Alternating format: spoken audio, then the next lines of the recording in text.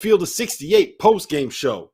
And guess what? Half of the Final Four is here. That's right. My name is Rob Dauster. We just watched Baylor knock off Arkansas in a thriller for anybody that had the points in that game. I am joined by the one and only John Fanta. John, how we doing, man? How are you? You're back in Jersey now. You made the drive. You got home safe. Back in Jersey, already loving Jimmy, who's coming out with the Baylor Bears. The Baylor Bears are into their first Final Four in 71. This was this goal to start. Rob, they've reached that, and they've reached that destiny, and they did it with toughness. They did it with Maceo Teague hitting dagger threes. I mean, dagger threes. When this Bears team gets going from the perimeter, everything else changes. Fantastic win for them. I credit Arkansas for fighting in this game. Man, is Baylor-Houston going to be fun or what, my friend? I cannot wait for it. I cannot wait for it. I have a lot of takes on it. There's so many storylines involving that game. Let's start with the one we just watched, though, because I was unbelievably impressed with two things. One, Davion Mitchell. Like he's on another planet. That dude is unbelievable. I regret not having him as a first-team All-American. I regret not saying that he was going to be great before the season started. Like you can't keep him in front. Fanta, you can't keep him in front. He makes good defenders look like me and you trying to guard him. Yeah, they just blow by him like he's not there. I was also incredibly impressed with the fight and the scrap in the middle of that Arkansas team that took like a knockout blow in the first 10 minutes against Baylor and came back, cut it to 4, had a couple of chances to get there, couldn't quite do it because you know what? Baylor's pretty awesome. So that was a fun, intense basketball game. I guess, you know, I won money betting on it, but I'll tell you this much. I was kind of hoping that it would end up being a close game down the stretch. I was a little disappointed we didn't get that, but it is what it is. That was great, man. March is back. This is March, baby. This is what we're here for, right? It is March. It's what we're here for, and I want to credit Scott Drew because I thought in this game he adapted better than Eric Musselman did. I thought that Baylor did a terrific job of finding the matchup wrinkles down the stretch in this game. You just heard Bill Raftery say it on the broadcast, Rob. Great job by Baylor to put in basically that 4-point guard lineup where they've got Flagler doing one thing. You've got to worry about Teague and his shot-making ability. You have an All-American on the floor in Jared Butler, and Davion Mitchell right now is as fast as anybody I've seen in this game. He is flat out flying up and down the court. I mean, this kid is just running relentlessly, and I thought that Baylor's done a tremendous job in the last 2 games, Rob. They've shown their championship mettle. When they've taken a punch, they don't get phased at all. And it said when Villanova punched them because Villanova's good at punching and kind of slowly beating you deliberately. But I thought that tonight, Arkansas punched. They showed their explosiveness, but Baylor adapted. And that's what I want to credit the Bears for. But I will say this. Baylor now is going to face a team in Houston that has the guard play to really match up. These guys are dogs. They haven't gotten the national attention that Baylor has gotten because Houston's in the American. People look at that league and they see teams that are very beatable. But, man, I cannot wait to see all the backcourt stars in this game. I thought that Baylor's made the difference down the stretch tonight. Yeah, they did. Maceo Teague hit big shots. Davion Mitchell made big plays.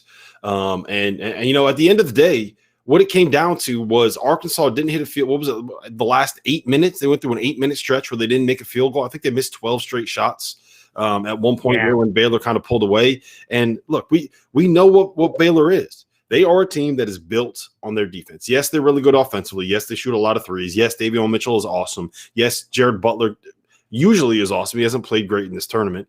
Maceo Teague is a great role player. Adam Flagler does his job very, very well. Matthew Meyer is a bucket. But they're built on their defense. Their identity is their defense. Their identity is getting stops and not letting you run the stuff you want to run and just saying, man-to-man, mano-a-mano, you are not going to beat me on this possession. And that's what they did for the last 8 minutes. That's how they closed this game out. That's how they won this game. I love the culture that Scott Drew has built there. And I love the fact that this team I don't know. Have you gotten a chance to spend a lot of time around some of these guys and talking to some of these guys on Baylor? I had a chance to I had a chance just to talk with Scott Drew once here in the last year. So I got to be honest, I have not spent a lot of time around the Bears. And I actually think that this is one of the unique cases, Rob, because we're in this COVID season. And Baylor was the team, I think, that I would say heading into last year's NCAA tournament, for a national media member, I think a lot of people were thinking, okay, now I can get a chance to kind of get a grasp for what this Baylor program is. Well, March Madness gets called off, and so we go through all that. This year we knew that they were going to be very good, but without in-person access, it's hard to get to understand. But you can understand through listening to Scott Drew. And you know who else I've listened to on this topic? Last year he told me, he said, Scott Drew is a changed man, he's a changed leader, and he's built this culture really well. You know who it was, Rob, that said this to me? Our friend, Fran Fraschilla, who knows as well as anybody about the Big 12. And Fran said to me last year that what Scott Drew is doing at Baylor reminds him of what Jay Wright's done at Villanova. And that was everything I needed to hear from Fran. And I get the sense with Baylor, they don't care who does the scoring. They defend so hard.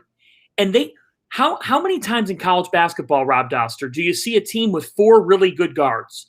And at some point, egos become an issue, and one guy gives out or one guy gets unhappy, and then we see what we're about to see in the sport, over 1,500 transfers. I credit Scott Drew for having guys that do a little bit of everything, but that he can get these guards to coexist together. That's how you build a champion. Yes, that's 100% it. It's finding the guys that have NBA-level talent, that have the personalities that fit within the culture that you want to develop. And look, you mentioned Jay Wright. This story's been told like 10,000 times by now since they won back-to-back titles. But back in like 2010, 2011, 2012, Jay got to a point where they made a Final Four, and he realized he could get in the door with recruits that were ranked at a certain level, right? And he started just recruiting guys because of where they were ranked, what their talent was, what their reputation was nationally. And that's when they had that dip. That's when they got to the point where it was like, well, you know what? Is Jay Wright on a hot seat now? You know, he's finishing 13 and 19 in the Big East. That shouldn't be acceptable for a program that wants to call itself a blue blood like Villanova does. So he went back to his roots. He went back to recruiting guys that bought into the philosophy of what he wanted his program to be, that also happened to have the upside to be a NBA caliber player. And getting those guys in for 2, 3, 4 years that will accept a red shirt if they have to, that will accept a year on the bench if they have to, and allowing them to grow that way. That is what is the reason why Villanova is what it is right now. And Scott Drew did the same thing. Like, look at the guys he has on his roster. Everyday John redshirted, Adam Flagler redshirted, Maceo Teague redshirted, Davion Mitchell redshirted. He's got a bunch of transfers in that program. Jared Butler, I don't know if he's technically a transfer, but he committed to Alabama and started his career intending to go to Alabama. Like, he's found these guys that kind of come out of nowhere and that just fit what he wants out of his program. And it's fun to watch, man. It's fun. It's great to watch. And look, again, I'll say it again. They are the easiest team to root for because every single person like involved in that program is just so happy and friendly and kind. Like, so the people that don't really know this about Scott Drew, there were 2 reasons why everybody hated him when he first kind of started in this business. The first was that he was getting all these like high level recruits to Baylor. So everyone was just kind of assuming like that dude's got to be cheating his balls off. How else are you going to get a 5-star to Baylor? Right. The other part of it was they assumed this vibe of positivity that he had was just fake. There's no way that anybody could ever be that happy all the time. So he's got to be full of shit. He's got to be a fraud. He's got to be a fake. He's got to be a phony. Like this can't be real. Well, when you do it for 17 straight years every single day, I think at some point, even if you're faking it, if you're going to do it every single day for 17 straight years, that's who you are, right? Even if it's fake, that's who you are at some point. So, you know what? It better be who you be. Yeah. In terms of, you better be that way around your guys every day. And that's the thing about him. Like, that's really what he is and what he wants to be. And it's just, I'm happy for him. He makes it very easy to like him. He makes it very easy to root for him. And the same thing with all the kids on that roster, man. And I'll tell you what, I'm thrilled that they made it because, and this is not to get too heavy, but last year when the tournament got canceled, how many stories did we see that were like this that didn't have a chance to live it out and play it out? And, we lost Dayton, we lost San Diego State, we lost all of these teams that may never have a chance to be able to do that again. And Yep. Baylor did it. Seton Hall. We got there. Seton Hall, yes. So I'm happy for him, man. I'm happy they got it done. I'm excited to see it. I am too. But going back to Scott Drew, like everybody needs to realize this in the here and now, right now. As a coach, I say that. I don't know if it's grammatically correct. You better be who you be. I mean it like this. You need to be who you are day in and day out. Never has a relationship meant as much as it does right now in college basketball. Because if you make a promise as a coach and that promise goes unfulfilled, you have zero leverage over your player. Zero. Previously, you could say, hey, you stay another year for me, you're going to get time. No. Now that kid doesn't have to weigh the idea of sitting out a year and then playing. And so the transfer rule, which we both have talked about, and I understand why it's happening, and I get it, and I'm for it, and I think it's silly for a kid to have to sit a whole year. The point is, what I credit Scott Drew with, and I think other coaches need to look at this, is he's taking kids who are just happy to be here, who are transfers. Look at Gillespie last year for Baylor. You have to get kids who are going to buy into what you are doing, not kids who are dependent on certain things for them to shine. The only thing you should be dependent on is winning, but we're in an era now in 2021 where it's never been harder to keep a freshman happy, but also honor a junior or senior. We're in a fascinating time in the sport. So, this is why Baylor's such a great story, is they've got kids who have transferred in or redshirted, bought into what Scott Drew was putting down. And you know what, Rob? If Scott Drew were a phony, he wouldn't be standing here right now. I firmly believe that. You're right. I agree. One more thing I just want to make a point on with Arkansas. I did see some fans, and I did have some fans in my mentions that were getting pretty frustrated with Musselman and some of the things that he was doing offensively. And I feel like this point needs to get made and it needs to get said. This coach, Muss, is in his second season at Arkansas. His second season, right? When he was at full strength, this was their third loss of the year. They finished second in the SEC, right? In a year where Kentucky and Tennessee, everyone thought they were going to be the two best teams in the conference without question, right? He got you to an Elite Eight, and he went toe-to-toe with one of the two best teams in all of college basketball. And they were a couple of Moses Moody misses or a couple of bounces here away from having a real chance to make a run at this thing down the stretch, despite being down 8. Yes.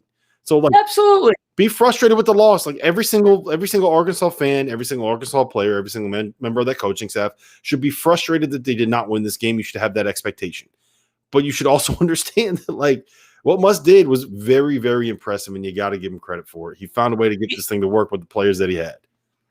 We get stuck into a bottle all the time, especially in this sport. And the casual fan joins the sport in March. I get it. But you can both say that Scott Drew outcoached Eric Musselman tonight and understand the fact that Eric Musselman has changed the trajectory of Arkansas basketball, giving them their first Elite Eight in 26 years. So you have to understand, if you're going to criticize the coach when he might not have a great night, look at the big picture and understand that where you're heading is really strong based on what I saw this year and based on what you saw this year. The Hogs are back. I think they're here to stay. And I thought Arkansas showed how far they've come tonight. Arkansas could have gotten blown out in this game. But they did not let that define them. And I just thought their kids kept on fighting, kept on defending amidst the pauses in this game and the charge fouls in this game. I think Dauster just got called for a charge. The Razorbacks kept fighting, and they put together a gritty effort. They're going to be in a good place. The Muss Bus is for real. I'll throw any penny I have on Arkansas going forward. I'm still bought into Eric Musselman big picture. Yes, 100% agree. And honestly, I don't even think the only thing I would quibble with is the idea that Scott Drew outcoached Muss tonight. I thought So what happened at the start was Muss did this thing where he decided he wasn't going to guard Mark Vital. And if you go back and you watch the first 3 possessions that Baylor had, they left Mark Vital to go double whoever had the ball. And they were just going to have a free roamer, and they were going to double the person with the ball and play 4-on-3 and dare Mark Vital to try to beat him with a pass or try to beat him with a bucket. Try to make Mark Vital make a play and beat you offensively. That's what their game plan was. And Scott Drew recognized that like this. And where I give him a ton of credit is that he pulled Mark Vital Go back and watch. He pulled Mark Vital like 2 minutes and 20 seconds into the game or something like that, within like 4 possessions, and sat him on the bench, regrouped, talked with his coaching staff, figured out what they were going to do to attack that while taking him out of the game and getting his 4 playmakers on the floor, putting Matthew Meyer at the 4, and eliminating everything that Eric Musselman had planned and put into his game plan. So I don't know if I would call that out coaching, because I think that it was just he reacted quick. He recognized what it was, and he reacted quickly, because what Muss was doing was very, very smart. And Scott Drew recognized it very, very quickly. So it's one of those like high-level chess matches where it worked out. Arkansas didn't have their first option, what they wanted to do. Baylor was able to get a lead. But then, I mean, Arkansas chipped away. They were down 18, and they cut it to 4 with the ball a couple times. So, yep. I don't know. I thought the key for me was Baylor did a terrific job defending Moses Moody on the catch. Moses Moody shot 2 of 10 in this game. You know, if you turn that into 2 or 3 makes, maybe the game goes in a different direction. And Arkansas only went 3 for 11 from 3. Get this. Baylor's last 2 opponents, Arkansas and Villanova, are a combined 6 for 28 from beyond the 3-point arc. Yep. That's what they do. That is what they will do to you, Fanta. All right. So Baylor will be advancing, and they'll be playing Houston in the Final Four. And I don't know how much we can take out of that game. You got to give Oregon State credit for coming back, but it felt very clear to me that Houston was a better team in that game. What I will say is this. The Kelvin Sampson story arc for his college career, going to Indiana, getting in trouble for making too many phone calls and sending too many texts, burying that Indiana program, right? And then coming back with Houston in the state of Indiana, in where were they? Lucas Oil Fieldhouse. In Lucas Oil Fieldhouse, and taking that Houston team to the Final Four in Indiana on the same day that Mike Woodson got hired is just like that was too perfect. You know, as someone that's a writer at heart, like there's so many storylines there that all intertwined. It came together too perfectly. Yeah, it did. And for Houston tonight, I just thought, again, their playmakers shined as the game went on when they needed that key play. And they did a terrific job defensively on Ethan Thompson. I mean, here's the thing. Houston is more than comfortable playing in a rock fight type of game. Their defense is also relentless. They don't get enough credit nationally for how good they are defensively. But I thought tonight they had a good game plan. They forced Ethan Thompson into 3 of 12 from the field. Mm-hmm. How much can you take from this game? You can't take too much from one game in this tournament and then apply it to the next, because every game is its own entity. It takes on just a life of its own. But here's what I'll say about Houston. Between Dejan Jarreau and Quentin Grimes, if those 2 players are in sync, that Houston is going to have a chance against Baylor. They're going to, because those 2 players' A games can lead them to being the best duo on the floor. And that says a lot, because Baylor's got a couple of guys that can be that type of duo, or those types of guys. So I look and I see what Sasser does in the paint, and I think that Sasser's someone, he's versatile, Rob. He could do a lot of different things for them. This Houston team has not gotten enough credit for who they are. I thought tonight the pressure got on them of, oh my God, we're going to go to the Final Four. And so then they kind of had to stave off Oregon State. But the question that I have for you is, can Houston beat Baylor? And I actually think there's a world in which it can happen. While I'll pick the Bears, Jay says that the line is Baylor -5. That just came out. That tells me absolutely, look, it's going to be a ball game. Yeah, wow, that's an interesting number. I thought it would come out. I honestly thought it would come out a little bit lower than that. I thought we would be able to get like Baylor -3, -3.5. So really, I think this is actually a pretty tough matchup for Baylor, to be honest, because what Houston wants to do when they play small kind of is the same thing as what Baylor wants to do when Baylor plays small. Houston is very good at getting to the offensive glass, and if there's a weakness with Baylor's defense, it is their defensive rebounding. Like you can get to the offensive glass on them, and like Houston's entire philosophy is we're going to try to get a good shot, but if we miss it, like we are going to be the ones who get that offensive rebound because we are tougher and we are physical and we are stronger than anybody that we're going to be going up against. And that's kind of what Baylor is too. And like they both pride themselves on their ability to defend. They defend different ways, but both of them really pride themselves on that end of the floor. I mean, look, Davion Mitchell is the best on-ball defender in college basketball. Mark Vital is close, but Dejan Giroux is not that far off, and his length and his quickness is like he might be one of the guys that can corral Davion Mitchell, because you could play off of him and like Davion's going to get that step, but he's got those long strides and those long arms, and he can make up with it. So I think that they're going to put Dejan on Davion, and that'll be interesting. I mean, that'll be very, very interesting, especially because – go ahead. Two things I have. If Houston's going to win this game, Justin Gorham has to be the best post player on the floor. Mm-hmm. He has to own Bamba and Shamwa Chachua. Gorham's got to have a big-time game, and he has got to control the way the game is played in the paint. You got to get one of those guys for Baylor in a little bit of foul trouble. Here's the other thing. If Baylor locks down on either Grimes or Giroux, that's where I get concerned for Houston, because Houston does not have scoring depth, Rob. That's one thing. They don't have scoring depth, whereas Baylor could have T go off for a big game, Butler go off for a big game. If it's Matthew Meyer hitting 4 or 5 threes, that's my one concern is, look, I think Houston's A game can absolutely beat Baylor's, but I think there's more ways for Baylor to beat Houston than there is for Houston to beat Baylor. Yeah, I 100% agree with that. Baylor's going to have to, like, if both of these teams play their best, Baylor's probably going to win by 15. And I say that knowing full well that, like, we still haven't seen a good Jared Butler game in the tournament. Like, he was downright bad this weekend. In the Sweet 16 of the Elite, he was downright bad. And Baylor, Meyer hasn't been great, Rob. Yeah, but like with Meyer's kind of found money, if that makes sense, right? Like Meyer, you bring him in, and if he gets it going, then you're going to get 20 out of him.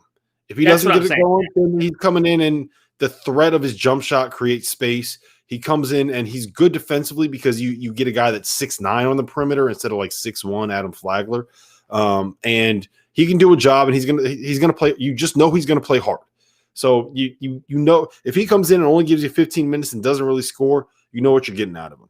And then you also happen to the threat of maybe he's going to go for 25 that night. So I like the role that they have him in right now. My concern is Fanta.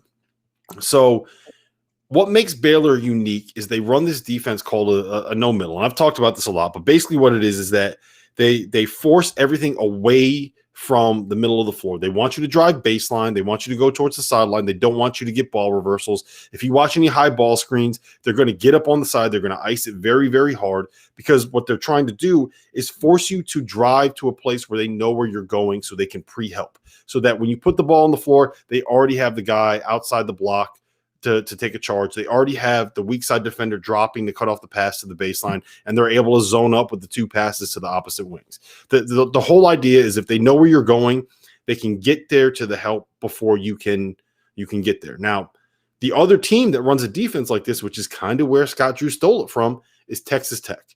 And when Texas Tech played Houston earlier this year, Houston, they kind of beat up on them a little bit, because Kelvin Sampson's game plan was, I have these 4 guards that can play off the bounce, that are smart, that are veterans, that understand if I say go baseline, don't drive hard, force the help to come to you, and hold the ball about 15 feet away from the basket and pick out the pass for whoever's open and try to find an open 3. And it worked. And if you go back and you watch the film on that, I remember this very specifically because I was like, wow, that is a very, very smart game plan. Like live in the moment, I think they hit their first 4 threes of the game. And they jumped out to an early lead on Texas Tech, and Tech was never able to come back and fully erase that lead. So now, I mean, Baylor's much better defensively than Tech is, but like that right there, it'll – let's put it like this, Fanta. And then I'll let you have the floor because I know I've been sitting here ranting for like 5 minutes. I'm very – this is better than good. Yeah, hey, anything's better than Goodman. If we brought the Leonard guy, I already had to put that Leonard guy back in timeout, by the way. Remember Leonard? He came in, like the first thing he said was he dropped a cuss word again. So I put him back in timeout. What? Address one comment from Jay who goes, I think Houston's had a cakewalk to the Final Four. Well, Here, I'll bring it up right here. Cakewalk is strong, but they've definitely had an easy path because they didn't have to play Illinois, they didn't have to play Oklahoma State, they didn't have to play who was the 3 seed in their region? Who did Syracuse? They didn't have to play West Virginia, so like they had an easier path. They had an easier path, but like it's not. I mean, Rutgers is good, right? Syracuse. And they didn't play Cade Cunningham. Yes, exactly. Like Syracuse is not bad. Oregon State, maybe the Pac-12 is basically the Western Conference in the NBA. Maybe it actually is. So maybe Oregon State is good. But yes, Jay, you're right. It was easier. I wouldn't call it a cakewalk, but it was easier. So that's the one thing for me where I'm like, okay, maybe they're coming in and we're kind of over. No. Jay goes compared to the others. No, I'm going to slip him right here. Gonzaga's had an easier road to this point. I'll go on record and say that. That's just my take. Yeah, maybe. But I'm texting right now, Greg McDermott. John Fanta just said that you suck. No, I just didn't think that I didn't think that Creighton could match up that well with Gonzaga. They had faced each other in a home and home a couple years ago, and like Creighton played well, but even like Gonzaga did by a team that scores a lot. It's just not a matchup that strikes fear in them. Wouldn't say I'm a Houston guy, but how can they help their path? Exactly, John. You can't. You can only play who's in front of you. Yeah. You know, I was in C team. I played C League ball in the CYO in Cleveland. I couldn't control that the other team had a kid that, stunk. I got to still back him down. I still got to hit threes off the catch. Like, you can only control who you play. If you're an NFC East fan, you all know too well about that. You only control who's in front of you. You don't get to, it's just how it goes. So look, Vince is out here dropping bombs, man. Well, look, you can't. I hate when people are like, they've had an easy path, they don't deserve it. Have you watched this tournament? This tournament was on. There were things happening that we never thought would happen. If you win and you survive, I'm not gonna sit here and discredit you. No chance. So we did have a comment from John. Talk about Paige Bueckers. I did not get to watch the game, unfortunately, but I will say this: I grew up in the state of Connecticut. I have always been a UConn fan, and I am fired up that they were able to beat Baylor. I'm very excited about it. I can't wait to watch them in the Final Four. You know what? I think it's awesome for the sport of women's basketball. Yeah, I had this conversation with someone the other day that covers the women's game. And they were like, I don't like how this matchup is getting built up between Caitlin Clark and Paige Bueckers and how they're only talking about the stars. And I was like, no, fuck that. That's what you want out of women's basketball. You want recognizable stars that people attach to, because that's what it is in the men's game. That's what it is in every sport, right? When it's the Super Bowl, what are we talking about? It's Pat Mahomes against Tom Brady, right? When we get to the finals, right? Assuming that it's Brooklyn and the Lakers, what are we going to be talking about? Kevin Durant and LeBron James. That is what sports are. You find these people that you identify with, the stars that you can build a hype around the matchup and you can build a rivalry around. So if you got that with women's basketball and they're both freshmen and it's Caitlin Clark and Paige Bueckers, and you can build that up so it becomes a thing. And then you know what you can do? You can brand it next year.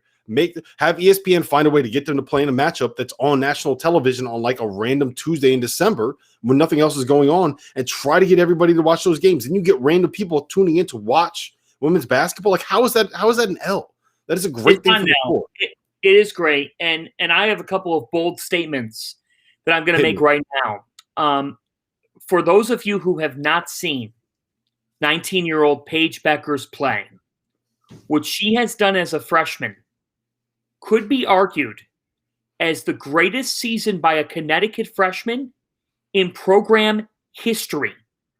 She is the only UConn player to post back-to-back-to-back, the only player, not freshman player, to post 3 consecutive games,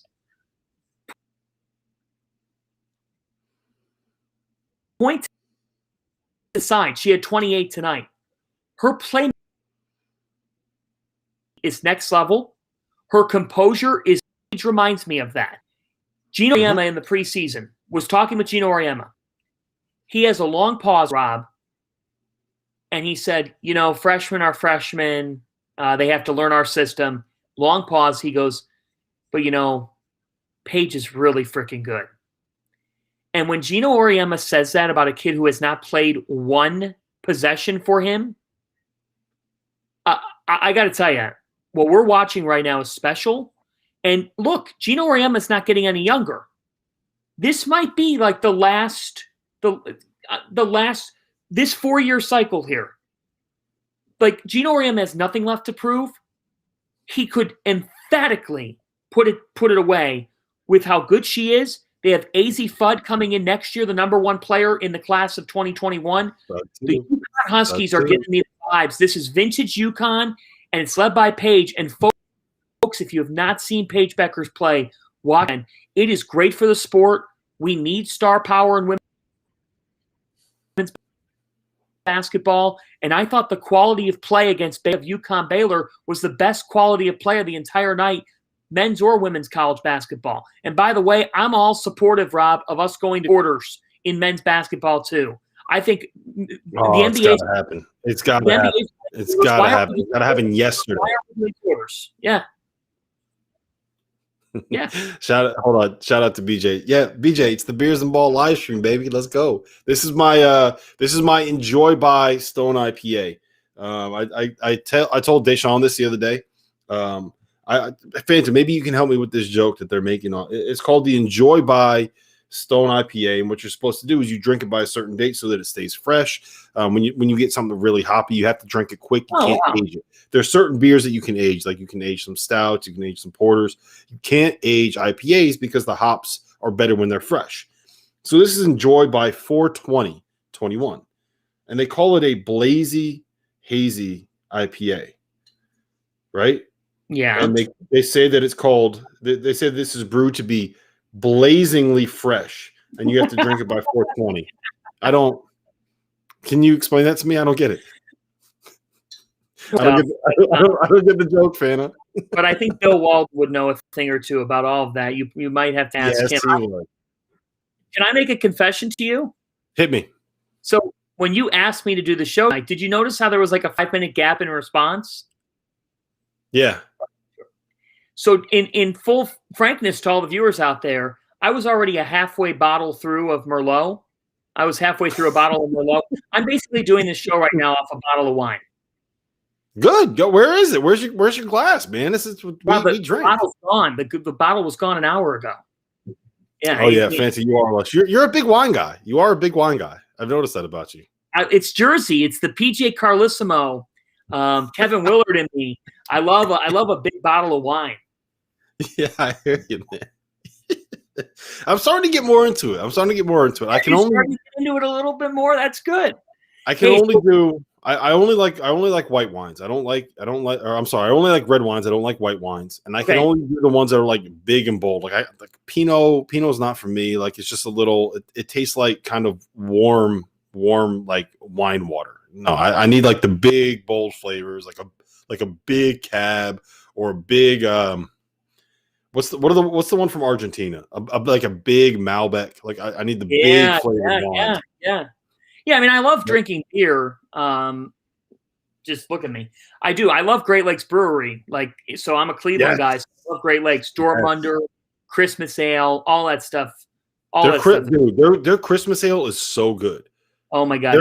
There are three, like, this is the honest to God truth. When it comes to like figuring out what the season is, most people go by what Sam Adams you can get, right? For me, it's like, I know that it's a holiday season when I can get the Great Lakes Christmas Ale.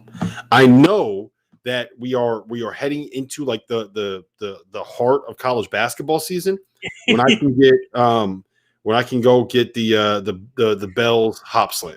Where I can go to the store and get Bell's Hop Slam because that normally comes out, at least for me, on the East Coast right after the new year. So like early January, I'm like, oh man, it's conference play. We got Hop Slam at the beer store, and I know. As soon as you start seeing Oberon in stores, Bell's Oberon, that's when I know that it's time. Oh, man, it's getting warm out. It's time for the tournament. As soon as the tournament's done, it's time to be outside. It's time to barbecue. Like once you see Oberon in those stores, that's when you know. So that's where like I've learned to time the time like my annual years when all of this happens. And now BJ's apologizing for throwing it off the rails. BJ, just grab a beer with us, man. Like this is what we do here. This is what we do. I just tweeted at John. I just tweeted at John _ question. What is your favorite beer? We are asking all of you, if you're watching out there, if you're a Baylor fan, what are you celebrating with right now? What's your favorite beer? I'll share with you guys that I had a little too much Christmas ale one night in my campus days at Seton Hall in South Orange. And let's just say that I woke up in somebody's living room with no clothes on. It was not a pretty sight. I'm not sure what happened to that couch. I hope that thing burned in the backyard that night. But Christmas ale can really do a number on you if you have too much of it. Oh man! All right, so we got a blood orange ghost. I can't do so. Shiner, there you go. Yes, I knew it. We got a Busch Light too. I can't do. So Fat Dad 69. Shout out to Fat Dad 69. I can't do the sours, man. I tried. I tried for a month. I went and I bought like 3 different 6-packs of sours. And I really tried to get into sours, and I just cannot do it. I don't find it refreshing. I don't know what it is, man. Like I can drink the hoppiest of the hoppy IPAs and love it. Like I can go work out, right? Come back, be all sweaty and parched and like, oh man, I need something to drink so bad. Grab like a 12% ABV, like triple IPA that is so hoppy that it makes you like, it's almost sour. And I can drink that and I can love it. But when it comes to the sours, I just cannot do it. I wish I could because people love them, but I never did it. We have a comment. I saw that's great. It is so good. Free that couch. I hope that couch. I hope that people on that couch. Fat Dad, I get it, man. Like, look, I'm not hating on sours. I wish I could get into them because all of like my beer snob friends love sours. I just can't do it. I wish I could get into it. All right, let's try to steer this thing back towards towards basketball. We have Houston. We have Baylor. How do you feel about that matchup? Let's talk about that specific matchup and our favorite storylines, and then we can get into a quick little nugget on both of the games for tomorrow, and then we can get out of here, and I can go back to drinking my blazingly fresh IPA, John Fanta. Yeah, and I might have a closing time, last glass of the Merlot. It's in the cabinet. By the way, Daisy Cutter Pale Ale, Half Acre, and Ice Cold Miller High Life. You know what? Ice Cold Miller High Life makes me think of Milwaukee. Shaka Smart was introduced earlier today. I'll have a conversation with him coming up tomorrow. He's kept the hair. They brought him on the tunnel today. It just felt like a breath of fresh air for Marquette basketball. I hope that that's the case. It's very, very, very interesting program to watch here in the next couple of years to see if Shaka Smart, who goes from Texas, he wins the Big 12 tournament a couple weeks ago. Now he's the coach of Marquette. It's very interesting to watch. What do I think about the Houston Baylor matchup? Honestly, I missed that entire thing that you said because I was just posting people's comments for what beers that they had. John Hudak at good press conference, Shaka. We can get back to that maybe to close. So here's the thing.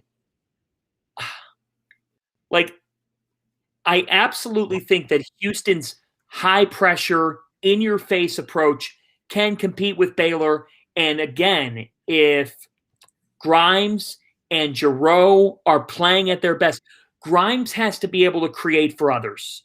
Mm-hmm. He and Giroux have to be able to make plays for others. Tonight, you look at what they were able to do. They did that. I mean, in the win, you're talking about a win in which they were able to move the basketball really well. They only scored 67 points, but they were able to get contributions from those guys feeding off one another. Baylor is the better team in this game because they have more weapons than Houston does. Houston's they've got to be able, there's 2 things that have to happen. One, Justin Gorham has to control the paint.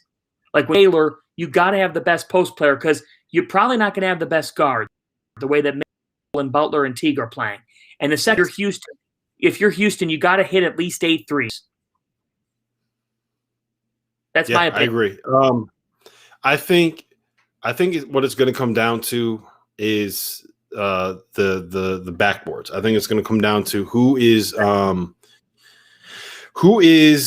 to have the most success getting on the offensive glass and getting the second chance points, because I think that's where this game is going to be won. And I guess the Gorham's so big. Gorham's got to play well. Yep, exactly. I think that Baylor is the better team, but I think that Houston also matches up with them pretty well. Here's the one thing that I hope. Well, actually, there's two things. One, I hope that we get an officiating crew that's going to let these guys play, because the thing about this game is that both of these teams want to play rugby. They don't really want to play basketball. They want to play rugby. They want to street fight. They want to play physical. That is how they are built. That is how they are coached. That is how they are designed. And I hope that the officials let these guys play, because the last thing that we need out of this game is to see like the best players on both teams get 2 fouls in the first 10 minutes, and we end up seeing a bunch of the bench play. Like, that's not what anybody wants. No. And the other thing that I hope is that both staffs decide that they want to be aggressive with it, right? Like the one thing that normally stinks with what we got going on over there, Fanta. The one thing that normally stinks about Final Four games is sometimes teams will come out tight and coaches will come out tight, and they won't want to take risks, and they won't want to be aggressive early on, and it'll kind of be like, you know how when you get in a boxing match and they're just kind of feeling each other out for the first couple rounds. I just hope that both teams come out aggressive, and I think that they will, because that's how they're designed. Like both of these teams are designed to throw the knockout punch. They're not going to try to, like, we don't have any Floyd Mayweathers here, right? We got Mike Tysons. Both these teams are Mike Tysons. They're going to try to knock you out early, and I just hope, the biggest thing is let the boys play, man. Let them play, and I hope we get a crew that will realize that we got a couple teams. The other thing that's cool about this is, one, we have not only do we have a father and son combination on one staff with Kelvin Sampson and Kellen Sampson, which is, by the way, awesome experience for them. Like as a dad, like that is just so cool for Kelvin. Like I'm really happy for him being able to spend this time with Kellen. But we also have Alvin Brooks and Alvin Brooks III. Yeah. Alvin Brooks is an assistant on the Houston staff, and Alvin Brooks III is an assistant on the Baylor staff. And if you can't figure it out, that's a father and son duo right there. So that's a pretty cool storyline. All right, let's get to the other side of the bracket. Let's talk about these Elite Eight games tomorrow. We have Gonzaga and USC. Fanta, how do you see this one playing out? Okay, so I think that USC matches up well with Gonzaga. I think that Mobley is a true test to Drew Timme, and that's what makes this intriguing, because Drew Timme's just been racking up numbers off bread and butter. It's too easy for him. You look up, he's 6 for 8. He's got 14 points. And when you combine that with either Suggs, Nembhard, or Ayayi doing anything for Gonzaga, the game's over. The game's over. So it is going to be on Evan Mobley to neutralize what Drew Timme is doing in this game, Rob, and to be the best big man. Mm-hmm. I mean, that to me is why USC matches up well with Gonzaga. USC needs Edey to be knocking down shots, several shots, and not have an off-shooting performance. And my goodness, everybody's talking about, or at least yesterday in the first half, everybody's talking about the scoring of Nembhard and Ayayi. That's important to me. But I said this to you last night. There is no more important player for me right now for Gonzaga than Jalen Suggs, because the way that he runs a game is not that of a freshman. He makes extra plays. He has tremendous vision. You have got to contain Suggs and put the ball in the hands of Nembhard and Ayayi to do something else. Because if you let Suggs dictate the way the game's played, Gonzaga has too many weapons around him to lose. That's just a fact. So I think that USC has to find a way to unlock that dangerous, vital backcourt of Gonzaga that's so deep. They got guys coming off. Their third best guard would start and be the main player on anybody's team. And Gonzaga's got 3 of them. I think it starts with Suggs. For me, you got to cut off the head of the snake.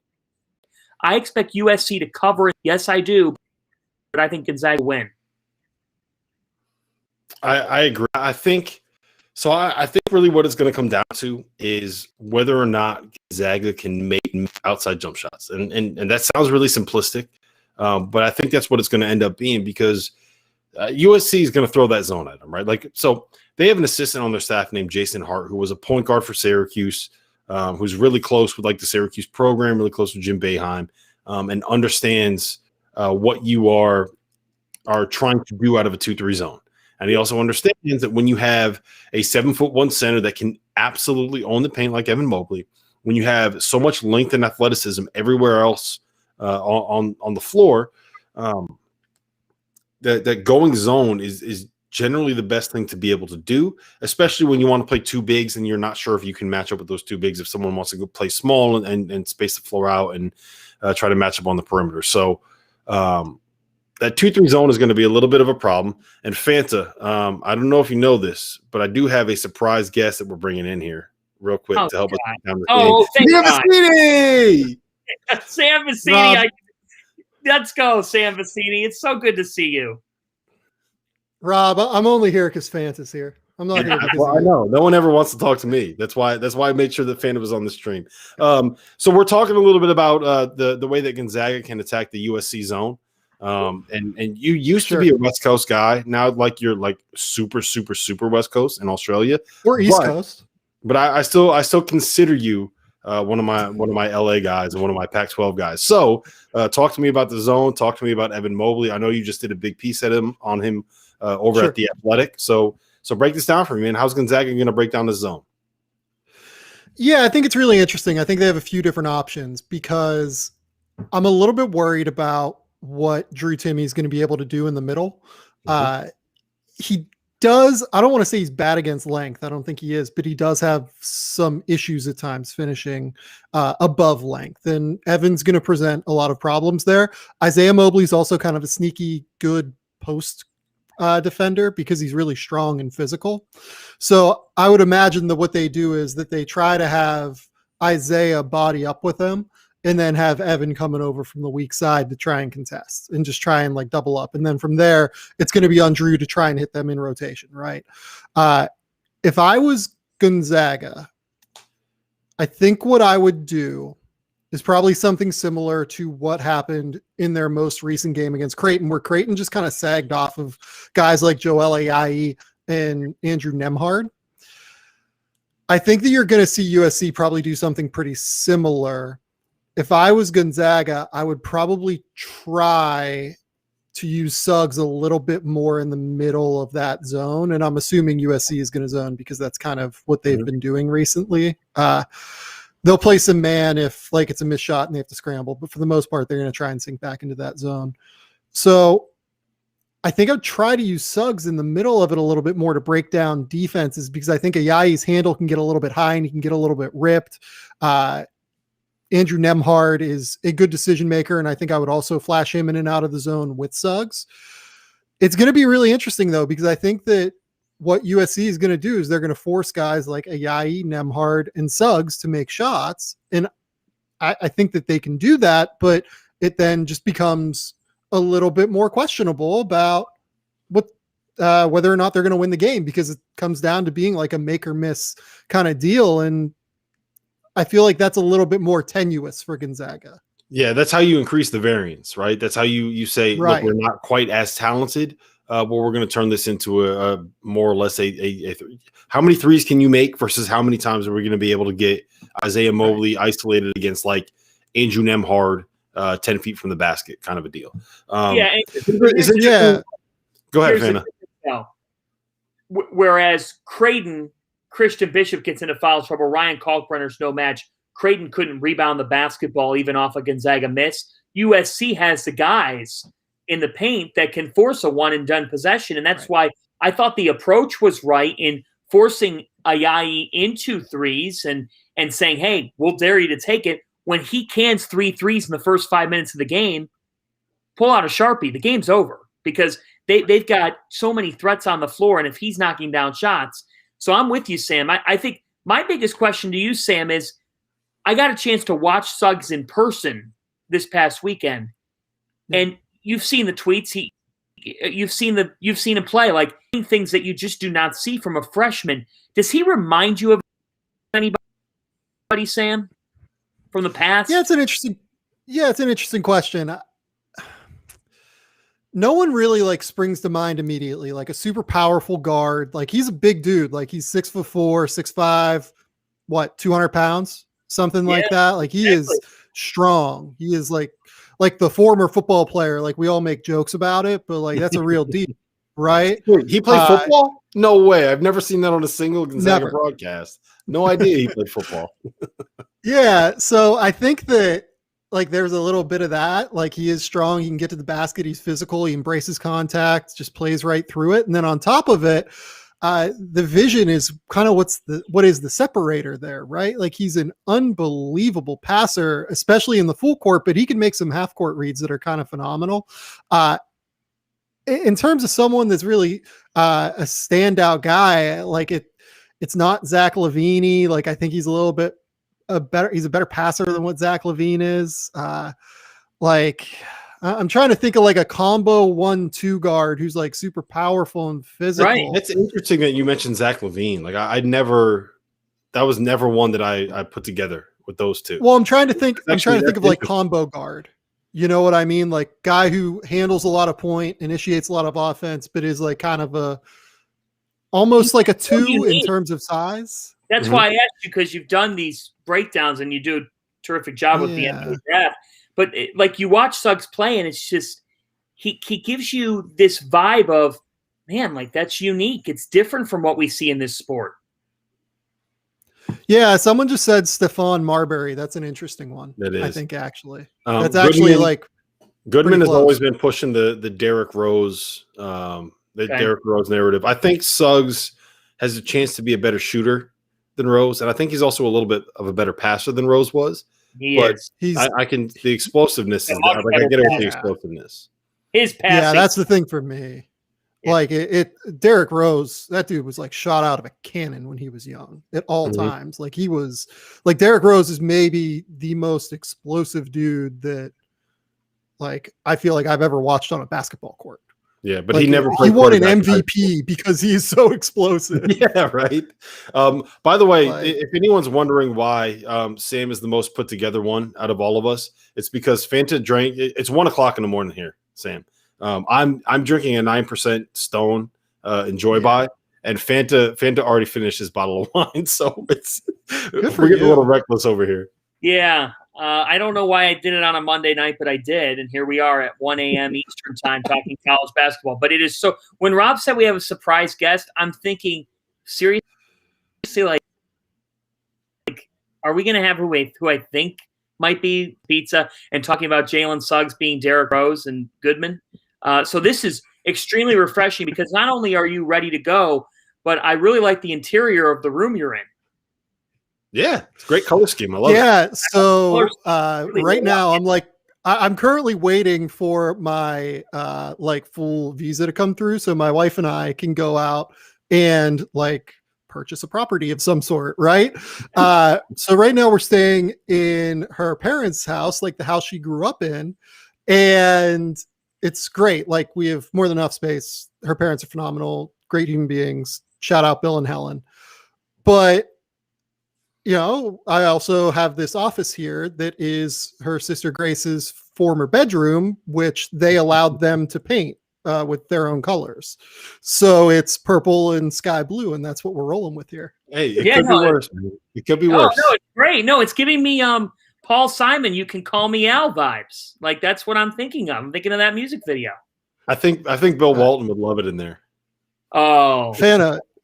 You are not that old, dude. Like Paul Simon vibes. Like where are we at? Hey, look, we will not have any You Can Call Me Al slander on this stream. All right, well, we're gonna get you out of here after this, Sam, and we're gonna wrap this whole thing up because I got to go finish my beer. But I want your take on Michigan and UCLA, and just kind of UCLA as a whole, and what Mick Cronin has done with that program. Because my take, and I'll make this quick. My take is that. What they've done during this tournament, I think, is a credit to the players on that roster and the shot making of Jules Bernard and the playmaking of Tiger Campbell and the things that Jaime Jaquez and Johnny Juzang have done in terms of just being able to make plays when they need plays and be able to score when they need buckets. But I think the mental toughness that he's instilled has been something that we never saw at UCLA under Alford. And I mean, the idea that they can lose Daishen Nix, they can lose Chris Smith, they can get their ass kicked in the first game of the season. They can go through everything. They were down by 11 at halftime to Michigan State in the playing game, right? Yeah. They've taken so many punches this year, and they're still up here fighting. Like I think that the mental toughness that he's established with this team and the culture that he's developed there is something that we haven't seen at UCLA in a long time. Yeah, look, I mean, I lived out there. I was there for most of the Alford era, right? I think I just wasn't there for the first year, maybe. And a lot of these kids that he recruited, I'm talking specifically about Jules Bernard. They were in the mix for Johnny Juzang whenever Johnny decided to go to Kentucky. Jake Kyman, I think this applies to.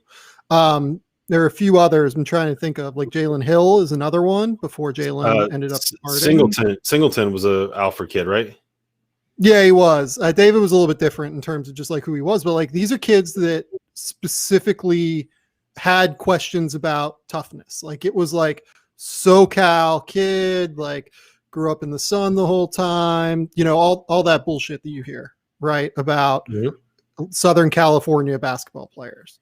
And I do think that under Alford, to an extent, there wasn't as much accountability, maybe is the way to put it. And with Mick, the difference is that he holds everyone accountable at all times, no matter what the deal is, right? Like you're never going to be able to not be locked in with Mick Cronin. And I think that that's exactly right, Rob. Like I think that he instilled just an enormous amount of toughness, physicality, and just a mental approach that's a little bit different. I will also say, like, I think Jaime Jaquez is the dude, on this team. Yes. Love him. He was committed. He was committed before Mick got the job. But Jaquez, if you ever watched him on the AAU circuit, like he was playing on like Jalen Green's AAU team and was this like 6'6" center who just like went into the post and like posted guys up and grabbed rebounds and was just super productive at all times. He was everything that a Mick Cronin player is. And I wonder if, say, Alford had gotten another year, if Jaquez in his presence would have started to kind of bring that along as well, just from a leadership perspective. But like, I don't think they would have been anywhere near this successful under Steve Alford either. I think Mick Cronin's just an unbelievable coach and has done a great job. I mean, the thing is with these kids, like Rob, you mentioned it, like Johnny Juzang was a top 50 kid. Cody Riley was a top 50 kid. Tiger Campbell had ridiculous numbers of high major offers. Jaime Jaquez is, a top 100 kid. Jules Bernard was a top 100 kid who had crazy offers. David Singleton, I believe, was like somewhere like 100 to 125 or so. Like these are all really high level recruits that, Mick didn't necessarily get even at Cincinnati. And we lost Sam. You know what? To go off his point, that was crazy. To go off his point, the margin for error in this sport is so wild. Like, if UCLA were to miss the tournament, you have people in Westwood saying, was Mick Cronin the right hire? Was this, was that? Question after question. Whereas Mick Cronin, people forget because, again, Rob, we shut down last year. UCLA was one of the best stories in February, last college basketball season. We were seeing Mick Cronin and the Bruins really emerge. And I just think, like, everybody said when Mick Cronin got hired by UCLA, oh, he's not going to be able to bring them back to glory because he hasn't proven he can win in the NCAA tournament. Bullshit. The NCAA tournament is not the air. Like, yes, you have to prevail, and yes, you've got to win at some point, but you can't go off one bottle on the shelf and say, because Mick Cronin lost to Nevada in the NCAA tournament, that's it for him. Like, I'm done with him. He can't coach in the big game. Mick Cronin knows how to get a team ready for a big game. He's an old school coach. And to your point about Jaquez is kind of a throwback player. He's different.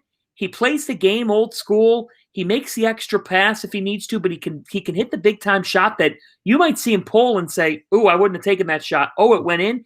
So for me, UCLA is a terrific story, but it's an example of when you're down by double digits in the first 4 and you lose that game, you're saying, disappointing. They're starting to go in the right direction compared to UCLA is back. Mick Cronin was a dream hire. Everybody knows where they stood. The majority of people, when Mick Cronin got hired by UCLA, were questioning that hire. And I got to credit the UCLA administration for making it, because Mick Cronin's latest example, this is to every school, Indiana included. You do not have to hire the sexy name. You have to hire someone who effing knows how to coach. Okay? You could go get the biggest name you've got. You got to find someone who's going to win you games. Okay? I'm looking at you, Bloomington. I don't think you got that this week. UCLA got someone that maybe people don't like.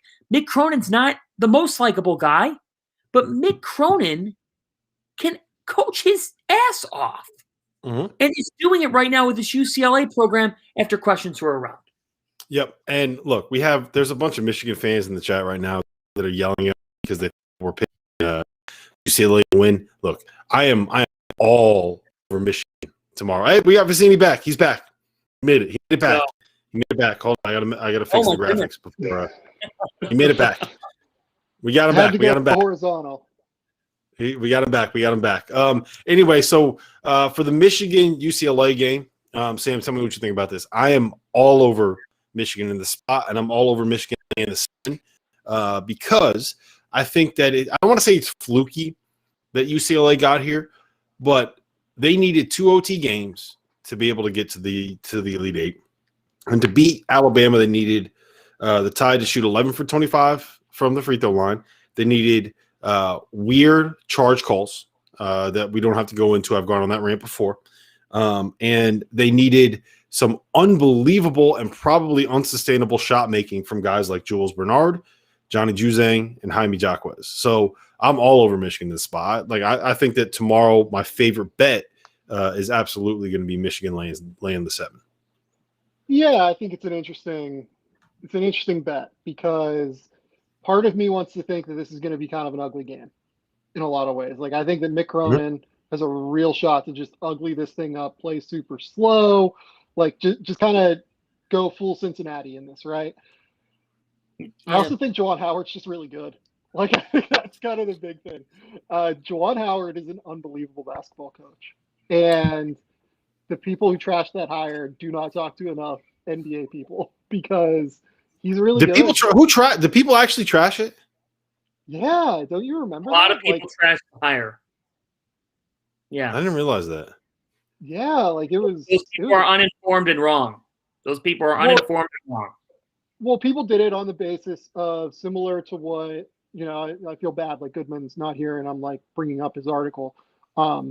Similar to what Goodman brought up in his Mike Woodson story that he wrote. First and foremost, never feel bad about bashing Goodman on the show. That's the only thing that we do. So Goodman wrote about the success rate of former NBA players and like former NBA assistants coming down to college and coaching. And a lot of those coaches that he brought up either did not have head coaching experience or were not good head coaches in the NBA. Yes. Or were not guys that like had the immense amount of respect that Juwan Howard had kind of engendered over the course of his career with the Miami Heat as a coach, right? So I think that that's kind of where it got wrong. And like, by the way, like Mike Woodson, I think is probably going to be okay at Indiana. I don't know if he's going to be great, but I think he's probably going to be an upgrade on Archie Miller at the very least. At Indiana, it'll be hard not to. Right. Like, look, I just don't know how it's going to go. Right. It could go really well, I think. Like, I think there's a real chance that it's going to go well. But regardless, my point is that Juwan Howard's really good. And he came up in an environment in Miami where the whole thing that Miami does is constantly confuse you defensively. constantly switch coverages, constantly trying to put you in a situation where you are uncomfortable. They'll blitz you in pick and roll, and then they'll play drop coverage with someone like Hassan Whiteside, right? They will go out and bust out a 2-3 zone. They will just switch everything with someone like Bam Adebayo. Like, they can just do so many different things that I think Juwan took a lot of that to heart during his time at Miami, or in Miami, and has brought that to Michigan. They run a decent amount of 2-3 zone, like with Franz on the backside, just making things miserable for everyone.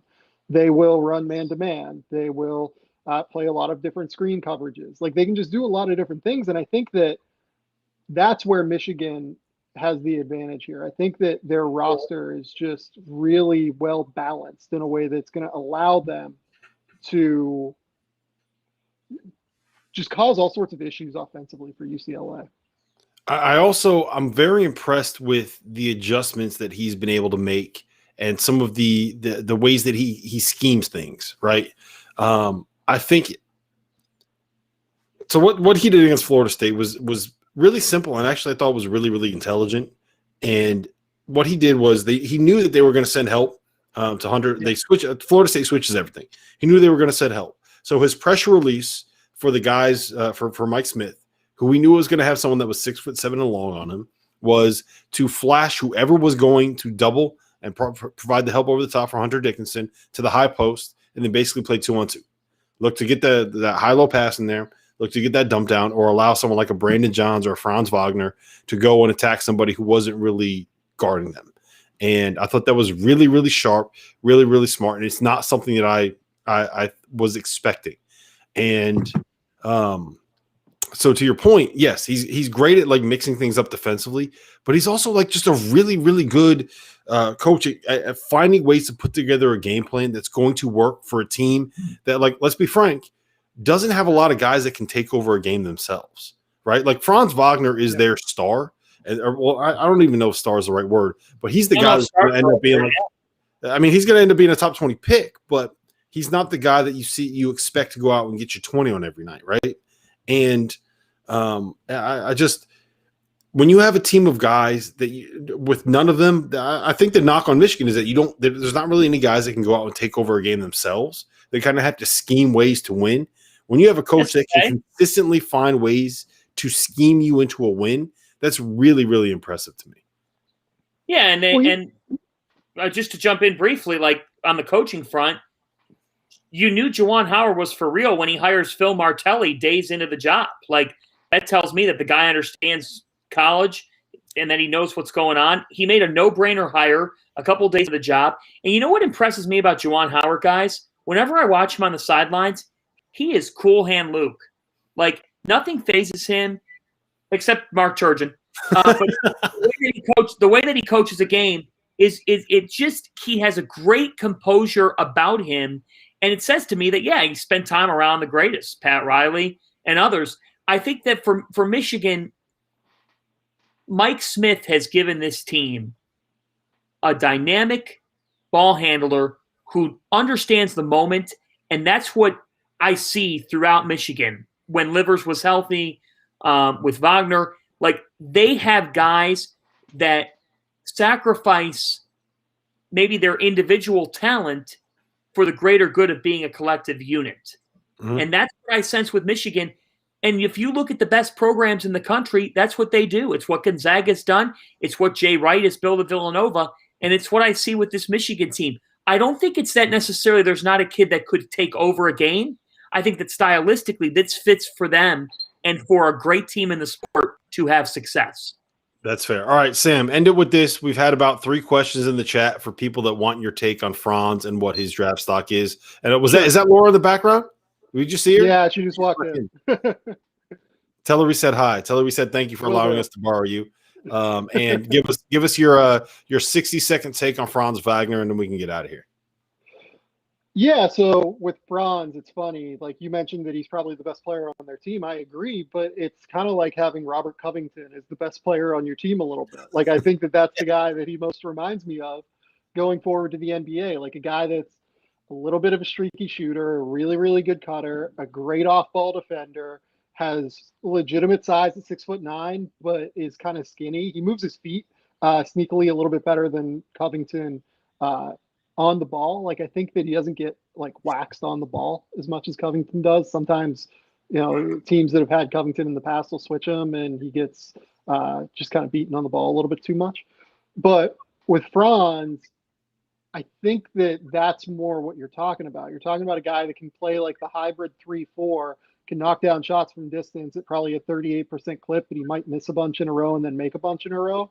And then it's going to be just a super high level defender. And to me, that guy's worth, something in the range of a top 20 pick. I think you nailed it, Rob. Like, I've been thinking a lot, like I've talked about this on my podcast, like Aaron Henry versus Franz Wagner in some way, right? I really like Aaron Henry as well. Aaron Henry's a way better on-ball defender, has a way better frame, a little bit more physical, stronger. I think the difference is the jump shot. Obviously, it's just a cleaner offensive fit with Franz. But, I think that's a little bit closer than what other people do. And that's kind of made me hesitate a little bit from putting Franz like full stop. Oh, my God, this guy's a top 10 pick. Oh, my God, if I could guarantee that I was getting Robert Covington, I'd take that guy at 11. But I don't know that I feel totally confident with that. Top 10 feels like a little bit of people trying to get ahead of the hype. You know what I'm saying? Like that feels a little bit high to me. But I do think he's a guy. I'll tell you what it is. It's that me, NBA scouts, executives, people who do this as well on the internet like I do, we're really trying to hunt for the guy who is number 6, number 7, number 8, number 9. There isn't a guy right now. You could make the case that it is Scotty Barnes. You could make the case that it's Franz Wagner. Like, the guy that I feel most confident is going to have an NBA impact is Corey Kispert. I mean, like, how would you feel about taking Corey Kispert at number 6 in the 2021 NBA draft? Like, I don't think that you can, just because there's like, you want to, if I'm drafting 6th, I still want to draft a little bit for upside. I want to be able to roll the dice and take a shot on someone that I think could end up being a star. Because if I have the 6th pick, odds are pretty good I don't have a very good team. And I feel like with Corey Kispert, he's a guy who can plug into like a good team. Same thing with a little bit with Franz. I think he's a guy where I can see the role that he's going to play in the NBA, and I think he's going to be very effective at it. To go on your comparison with Aaron Henry, I think Aaron's a guy that has a chance to be a really, really good pro. I don't necessarily see the role without the jump shot. You know what I'm saying? Like, I feel like he's kind of at his best with the ball in his hands, whereas Franz is a guy that doesn't really need the ball to be able to do the things that he does best. So I don't know. That's a good one. That's one I'm going to have to think about. But you know who else I love? And we were texting about this the other day. Chris Duarte is the guy. Like, I love that kid. I love Chris Duarte, Davion Mitchell. Like, I'm leading those bandwagons. And Sam, I don't care what you say. Herb Jones, 1st round pick, stud. Yeah, I'm not quite there. I like Herb a lot. He's really good, and he's like, I was totally out. Do you remember a couple years ago, like the Herb Jones train that everyone was on because he guarded Trae Young that one game, and everyone got super excited. And then he shot 7% from 3. 7%. Yeah, I was not in on Herb Jones at that point, and it's really been impressive to me the way that he's put down his head and has just gotten to work and has become as good as he is. He can really pass the ball. Obviously, he is becoming something of a non-total zero shooter. I still don't really trust the jump shot, which is why I have him as a 2nd round pick. But for him to get to that point where he is a 2nd round pick, I think is a credit to Herb Jones. Yeah. Sam, do you find that with the unknown, is that where we're seeing an organization do something like the Thunder have done with Alexei Pokashevsky, where you're gonna bet on somebody that's overseas? Yeah, it's interesting. This overseas class is okay. Like, I don't think it's amazing necessarily. I really like Josh Giddey, who's over here in Australia. Shout out NBA Chalamet. he can't really shoot yet. So you're drafting a guy who's 6'8", can really handle the ball, can really pass, can do a lot of stuff, and just isn't quite there yet as a shooter. So if that never comes along, what does his role look like? Right. I'm not really an Usman Garuba guy. I'm not really a Roko Prokopchin guy yet. Like, I haven't watched enough of him. So I see it more as teams might take swings on upside guys like BJ Boston and Jalen Johnson earlier than I would, maybe. But that's a different conversation for a different day, maybe. We don't need you trashing BJ Boston on this stream. I'm curious to see where James Bouknight lands in all this. Love James Bouknight. Let me get the Robs. Like, I'm not trashing BJ Boston. Like, he just wasn't very good this year, and it's okay. No, I know your take. I just we don't need you. Trust me, I'm with you. You have probably the most rational take on BJ Boston from things that I've seen on the internet. And Fanta, James Bouknight is actually, like, we've had all this talk about who the top 5 should end up being. We all know James Bouknight needs to go number 1 because he's going to be the best player in this draft class. He's better than Cade Cunningham. And that is my take, unbiased. Love it. That's what I needed to hear. And this is my take. This is my take unbiased. And I'm not just saying this because he's on with us at 1:33 a.m. Eastern time. Look, Rob, you and I are not, immersed in the NBA draft pool. I can tell you right now, Sam_VECENIE. Every year, Sam, we do that Big East NBA draft segment, and every year you tell it like it is, and you're spot on. And every year there's a bunch of people on draft day with their mock left, right, this, that. I don't even remember what the total amount of mocks that you do for The Athletic. But folks, if you're not reading Sam at The Athletic, if you need an NBA mock draft or advice, do not go to some of the other people. I could say a word right now. I will. It's 1:34 in the morning. Don't go to the hacks. Go to Sam Vecenie. I'm telling you. I'm just telling you what I feel at this hour. It's the Merlot. I knew I loved you. The Merlot speaking. Listen, Sam. I appreciate you jumping on. This is why I knew that Fanta was my guy. I told you I came on for Fanta, not for you. Yep. Listen, man, we appreciate it. Fanta and I both appreciate it. Tell Laura we said thank you for letting us borrow you. Yes, will do. Fanta, go sleep it off, buddy. Are we done? We're